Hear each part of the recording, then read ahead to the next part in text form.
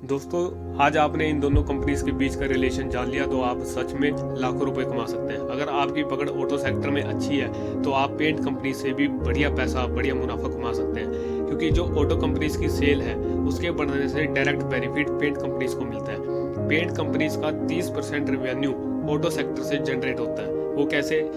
Vehicle को fully furnished बनाने के लिए उस पर पेंट या कोटिंग की ज़रूरत पड़ती है। जितनी ज़्यादा सेल होगी उतनी ज़्यादा पेंट की रिक्वायरमेंट रहेगी, और पेंट की रिक्वायरमेंट जितनी ज़्यादा होगी तो पेंट कंपनीज के लिए उतनी बढ़िया बात है, उनकी सेल बढ़ेगी, रिवेन्यू जनरेट होगा, मार्जिन बढ़िया आएंगे, नेट प्रॉफिट बढ़िया आएगा।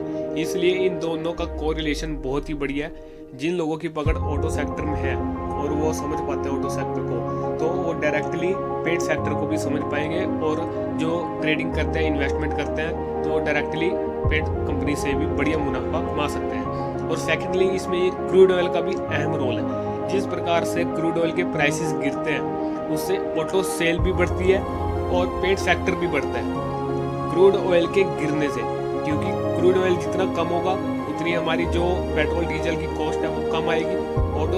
जो ऑटो सेक्टर है उनकी कॉस्ट ऑफ प्रोडक्शन पे भी इफेक्ट पड़ेगा, उतनी ज़्यादा लोगों की डिमांड भी बढ़ेगी ऑटो सेल के प्रति, और डायरेक्टली बेनिफिट पेंट सेक्टर को भी मिलेगा। जितनी ज़्यादा क्रूड ऑयल का प्राइस ज़्यादा होगा ऑटो सेल्स पे इफेक्ट पड़ेगा, और साथ के साथ पेंट सेक्टर पे भी पड़ेगा। तो ये तीनों का कोरिलेशन है। ये आपने जो समझ लिया तो आप इससे बढ़िया मुनाफा कमा सकते हैं, और इन सिंपल वर्ड्स में और कोई आपको ये समझा नहीं सकता। ये डायरेक्ट इसका कोरिलेशन है। आप इसको एक बार जरूर देखिए वीडियो को, और आपको डायरेक्ट बेनिफिट जरूर मिलेगा। लेटेस्ट अपडेट के लिए बने रहे हमारे चैनल स्टॉक अपडेट।